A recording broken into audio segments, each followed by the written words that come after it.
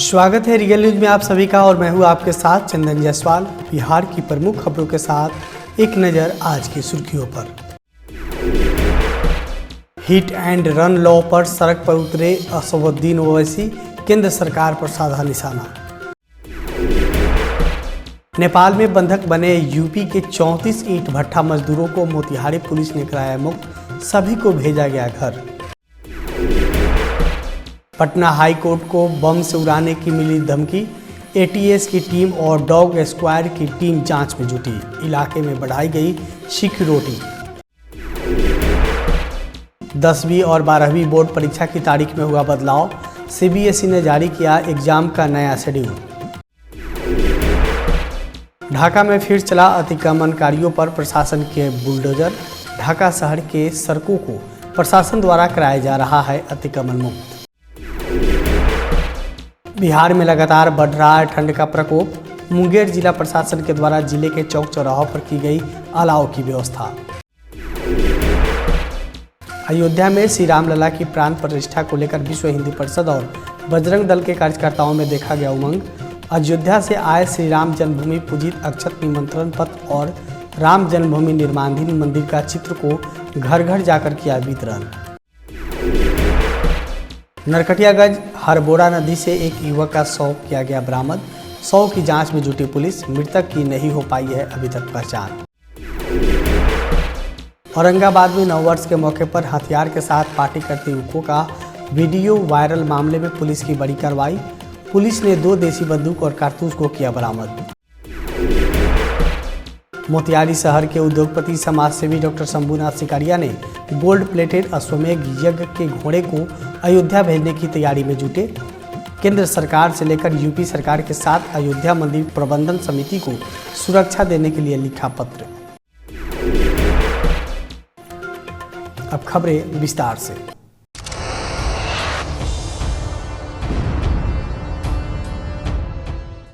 भारत नेपाल सीमा पर नेपाल के सीमाई क्षेत्रों में ईंट भट्ठा पर अभियान चलाकर उत्तर प्रदेश के कई मजदूरों को मोतिहारी पुलिस ने मुक्त कराया है। मुक्त कराए गए सभी मजदूरों को पुलिस ने श्रम विभाग को सौंप दिया, जिसके बाद सभी को सरकारी खर्च पर भोजन और कुछ भत्ता देकर उसके घर भेजा गया। इस अभियान में 15 बाल मजदूर, 10 महिला और 9 पुरुषों को मुक्त कराया गया है। श्रम अधीक्षक सत्यप्रकाश ने बताया है कि नेपाल के ईंट भट्ठा में जबरन कार्य कराए जाने की सूचना मिलने के बाद जिला पुलिस की सहयोग से सभी मजदूरों को मोतिहारी लाया गया। ईंट भट्ठा पर इस ठंड के मौसम में भी रहने, खाने और शौचालय की व्यवस्था नहीं की गई थी। नेपाल के ईंट भट्ठे से मुक्त कराए गए सभी 34 मजदूर उत्तर प्रदेश के मुरादाबाद और रामपुर के रहने वाले हैं। जिन मजदूरों को ठेकेदार के माध्यम से ईंट भट्ठा पर काम करने के लिए जितना थाना क्षेत्र से सटे नेपाल के सीमाई इलाकों में लाया गया था। देखिए, आज एक सूचना प्राप्त हुई थी जो पुलिस प्रशासन की ओर से कि कुछ श्रमिकगण हैं जो नेपाल स्थित एक ईंट भट्टे में कार्यरत थे। ठेकेदार के माध्यम से उन्हें यूपी से यहाँ लाया गया था, मतलब नेपाल, और नेपाल में वो कार्यरत थे। लेकिन वहाँ पे जो व्यवस्था उन्हें उपलब्ध कराई गई थी, जैसे शौचालय की व्यवस्था नहीं थी और रहने के लिए मकान भी ढंग का नहीं मिला हुआ था और ठंड का मौसम था। ठेकेदार द्वारा उन्हें शुरू में पैसा दिया गया था 500 रुपये नेपाली, जो उनके द्वारा बताए गए हैं, परंतु बाद में ना ठेकेदार के द्वारा संपर्क किया गया और मालिक के द्वारा बताया गया क्योंकि वो बिहार मतलब भारतवर्ष से आए थे, तो मालिक के द्वारा कहा गया कि जब आपका दैनिक मतलब मासिक रूप से आपके द्वारा कार्य कर दिया जाएगा तो उसका भुगतान किया जाएगा। तो इसी परिस्थिति में, विषम परिस्थितियों को देखते हुए उनके द्वारा अपने परिजनों को कॉल किया गया और परिजन के माध्यम से बिहार पुलिस को सूचना मिली और प्रशासन की ओर से फिर कार्रवाई करते हुए नेपाल से उन्हें यहाँ तक सौंपा गया ताकि उन्हें अपने गृह स्थान भेजा जा सके। इसी क्रम में आज आप देख रहे होंगे 2-3 चीज़ें हुई हैं कि जैसे ही ये सूचना मिली तो ना सिर्फ उन्हें यहाँ लाया गया, क्योंकि सौंपने के बाद सबसे बड़ी जटिल समस्या ये थी कि जैसा आप देख रहे थे कि इनके पास ना खाने के लिए पैसे थे और ना ही ये वापस जाने के लिए इनके पास पैसे थे। तो इनके द्वारा बस अनुरोध किया गया, क्योंकि जो बकाया राशि है वो ठेकेदार उनका पता दिया गया, वो हम लोग अपने अग्रतर कार्रवाई करते हुए यूपी के प्रशासन से जो भी इनके जो ठेकेदार हैं उनसे जो बकाया राशि है उसका निपटारा करवाया जाएगा। लेकिन मूलभूत सुविधा जैसे अभी यहाँ खाने की व्यवस्था तो तुरंत इसका संज्ञान जिला पदाधिकारी महोदय द्वारा किया गया और त्वरित कार्रवाई करते हुए इनको खाने की व्यवस्था और कंबल की व्यवस्था दी गई ताकि ये अपने मतलब निवास स्थान प्रस्थान कर सकें और यात्रा भत्ता के रूप में रेड क्रॉस के माध्यम से इन्हें 500 रुपये की राशि भी दी गई है। खबर नरकटियागंज से है, जहां हरबोरा नदी से एक युवक का शव बरामद किया गया है, जिसके बाद पूरे इलाके में सनसनी फैल गई।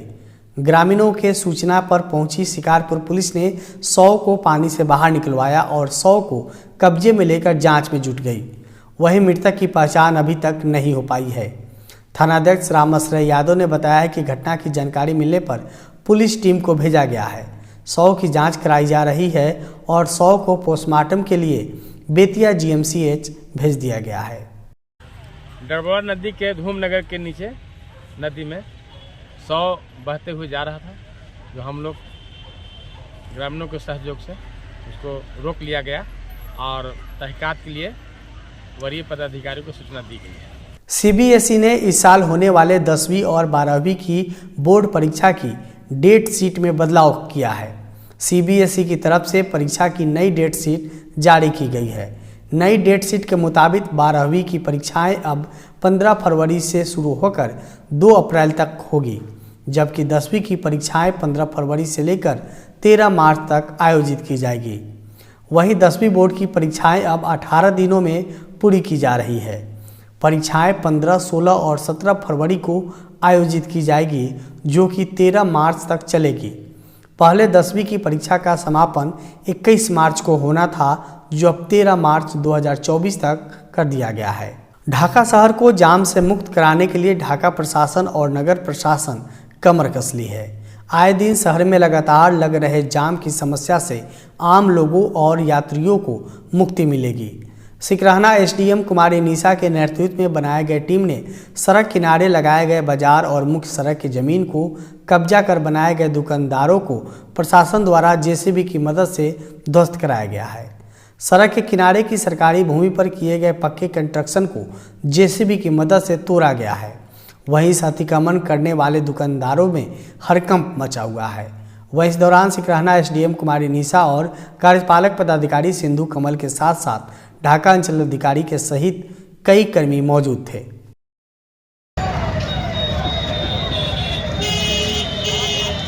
अयोध्या में होने वाले प्रभु राम की प्राण प्रतिष्ठा को लेकर विश्व हिंदू परिषद और बजरंग दल के कार्यकर्ताओं में उमंग और जोश देखा जा रहा है।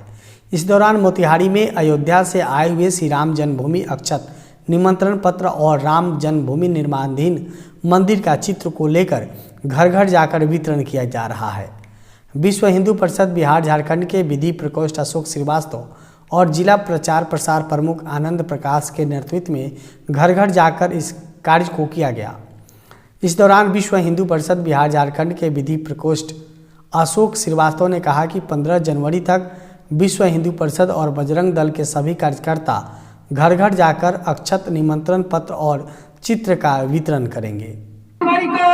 अपने घर पर और आसपास दीपावली का उत्सव मनाए। जय जय श्री राम। बिहार में इन दिनों ठंड का लगातार सितम बढ़ता जा रहा है और इस बढ़ती हुई ठंड में सबसे ज़्यादा दिक्कत रिक्शा चालक, ठेला चालक और मजदूरों के साथ रोजमर्रा के काम करने वाले कामगारों की होती है, जिसको देखते हुए मुंगेर जिला प्रशासन के द्वारा जिले के चौक चौराहों पर अलाव की व्यवस्था की गई है। इस बाबत सदर अनुमंडल पदाधिकारी संजय कुमार ने जिलाधिकारी के निर्देश पर सदर अनुमंडल क्षेत्र के जमालपुर, मुंगेर के कई चौक चौराहों पर जिला प्रशासन के द्वारा जलाए जा रहे अलाव की व्यवस्था का निरीक्षण करने रात्रि में निकले और चौक चौराहों में अलाव की व्यवस्था देखी, साथ ही लोगों से पूछताछ भी किया। देखिए, ठंड को लेकर के जैसा कि आप लोग जान रहे हैं, पिछले 8-10 दिनों से जो है कड़ाके की ठंड पड़ रही है, इसलिए जिला प्रशासन की ओर से जो विभिन्न चौक चौराहा है, जमालपुर हो या मुंगेर हो, वहाँ पे जो है अलाव की व्यवस्था नगर निगम और अंचल के द्वारा किया गया है और जैसा कि आप लोग देख भी रहे हैं, यहाँ भी अलाव चल रहा है। इसके अलावे सभी प्रखंडों में भी नगर निगम के अलावे जो व्यक्ति जिनके पास कंबल या उस तरह की व्यवस्था जाड़ा से बचने के लिए, ठंड से बचने के लिए नहीं है, वहाँ उनको कंबल भी प्रोवाइड किया जा रहा है। जैसा कि आप आए दिन अखबारों में, मीडिया में देख रहे हैं, जिला पदाधिकारी महोदय के द्वारा भी कंबल का वितरण किया जा रहा है। Thank you. देश भर में अयोध्या में बन रहे श्री राम लला मंदिर का धूम देखा जा रहा है। और 22 जनवरी को अयोध्या में श्री राम लला की स्थापना होनी है। वहीं मोतिहारी शहर के राम भक्त और शहर के उद्योगपति समाजसेवी डॉक्टर शंभूनाथ सिकारिया ने गोल्ड प्लेटेड अश्वमेघ यज्ञ के घोड़े को अयोध्या भेजने की तैयारी में है। उन्होंने केंद्र सरकार से सुरक्षा देने की मांग किया है। साथ ही केंद्र सरकार यूपी सरकार के साथ अयोध्या मंदिर प्रबंधन समिति को पत्र लिखा है ताकि गोल्ड प्लेटेड अश्व को श्री राम लला की प्राण प्रतिष्ठा के मौके पर शामिल किया जा सके। आपको बता दें कि उद्योगपति डॉक्टर शंभूनाथ सिकारिया ने पिछले वर्ष 2022 में राम राज्य के बाद कलयुग का प्रथम अश्वमेघ महायज्ञ आयोजित कर गोल्ड प्लेटेड अश्व बनाकर अयोध्या भेजा था। साथ ही बनारस, गोरखपुर, जनकपुर, वाल्मीकि नगर में भी श्री राम और माता सीता से जुड़ी सभी स्थलों पर अश्व का भ्रमण कराया था। देखिए, हमने इसके लिए पत्र लिखा है केंद्र सरकार को भी, उत्तर प्रदेश सरकार के मुख्यमंत्री जी को भी और राम जन्मभूमि तीर्थ क्षेत्र को भी कि भाई अगर आप इसको चाहते हैं, हम चाहते हैं कि अयोध्या जाए तो इसकी सुरक्षा व्यवस्था की व्यवस्था कीजिए। क्योंकि 22 जनवरी एक ऐसा दिन है जिस दिन पूरी आंखें विश्व की उस पर लगी हुई हैं। आतंकवादी गतिविधियां जारी हैं, उसके बीच में यह कार्यक्रम हो रहा है। मैं सक्षम नहीं हूं कि बिना केंद्रीय सुरक्षा के इसको मैं यहां से प्रस्थान कराऊं। यदि कोई घटना घटेगी तो पूरा भारत जल उठेगा। इसलिए मैंने पत्र लिख दिया है, वहां से आएगा पत्र उत्तर, तो उस अनुकूल में आगे की कार्रवाई करूँ। इसके पीछे भारत को विश्वगुरु बनाना था, भारत को कोरोना मुक्त कराना था। वह दोनों कार्य जो है सो अपनी गति से हमारे जो है सो प्रधानमंत्री कर रहे हैं। और राम जी की ही अभिलाषा जो थी अश्वमेघ यज्ञ की थी। और देखिए, राम लला के आने के पूर्व पुनः अश्वमेघ यज्ञ हो गया और अभी अयोध्या में राम लला आने के पूर्व उनकी बंदर सेना, गीद सारे पहुंच चुके हैं। इसलिए इस अश्वमेघ यज्ञ का यह अश्व राम लला का प्रतीक है और राम लला के विजय का प्रतीक है, भारत को विश्व गुरु बनाने का प्रतीक है। अश्वमेघ यज्ञ विजय पताका फहराने के लिए किया जाता है। मुझे कोई अपना ये नहीं है, हमारा राष्ट्र विश्व गुरु बने, इसके लिए मैंने किया। राम जी के कल्पना के आधार पर इसको किया गया और राम जी के यहाँ अगर ये पहुंच जाता है तो इससे बड़ा मेरे जीवन का कोई सार्थक सिद्ध नहीं होगा। खबर मुंगेर से है, जहां आज अहले सुबह गंगा नदी में एक बड़ा हादसा टल गया। सीताचार दियारा से सब्जी लाद कर मुंगेर के कष्टहारणी घाट आ रहा नाव पर करीब 10 से 12 लोग मौजूद थे, जिसमें कई महिलाएं भी शामिल थी। बताया जा रहा है कि गंगा में निकलने वाले चट्टान से अचानक नाव टकरा गया और वह धीरे धीरे डूबने लगा, जिसके बाद उस नाव पर सवार लोग सहायता के लिए चिल्लाने लगे, जिसकी आवाज़ को सुनकर घाट पर पहले से मौजूद गोताखोरों ने दूसरे नाविकों की मदद से नाव पर बैठे सभी लोगों को दूसरे घाट तक पहुंचाया, तब जाकर लोगों की जान बची। वहीं इन सभी घटना का वीडियो अब सामने आ गया है। वीडियो में साफ देखा जा सकता है कि एक छोटी नाव जिसमें सब्जी से भरी कई टोकरी रखी हुआ है और नाव डूब रहा है। वही गंगा नदी में अधिक कुहासा होने के कारण नाविक को साफ दिखाई नहीं दिया, जिसके कारण इतनी बड़ी घटना घटने से बच गई। अभी देख सकते हैं कि ये वीडियो में हमने और सौरभ ने और सुप्रशांत ने मिलके ये सीताचरण से आ रही थी नाव अभी, जो कि ये नाव कुआशा के कारण कुछ दिखाई नहीं पड़ रहा था। अंधेरा इतना था, देख सकते हैं आप मौसम कैसा है। तो अंधेरा ऐसा था जो कि नाव चालक जो थे वो देख नहीं पाए और कष्टनी में जो पहाड़ जो निकले हुए थे पत्थर यानी कि उसमें टकरा गए, जो कि टकराने के कारण वो नाव अनबैलेंस हो गई तो वो डूबने लगी। तो हम और मेरे साथी और नाव वाले जो थे यहाँ पे स्थानीय नाव वाले यहाँ पे जो रहते हैं गांव घर वाले, तो उसको ले करके हम और सौरभ सुप्रशांत और सौरभ दोनों मिलके गए, तो हम उसको ऊपर कर दिए। आज के लिए इस बुलेटिन में बस इतना ही। बिहार की छोटी और बड़ी खबरों को देखने के लिए लगातार जुड़े रहे रियल न्यूज़ बिहार के साथ। तब तक ले दीजिए मुझे इजाज़त। नमस्कार। खबरों की फास्ट ट्रेन में हो जाइए सवार। 30 मिनट में बिहार झारखंड की हर खबर, राजनीति, अपराध, खेल, मनोरंजन से लेकर व्यवसायिक जगत पर नजर। आधे घंटे में 30 बड़ी खबरें। देखिए रियल न्यूज बिहार पर रोजाना रात 9 बजे।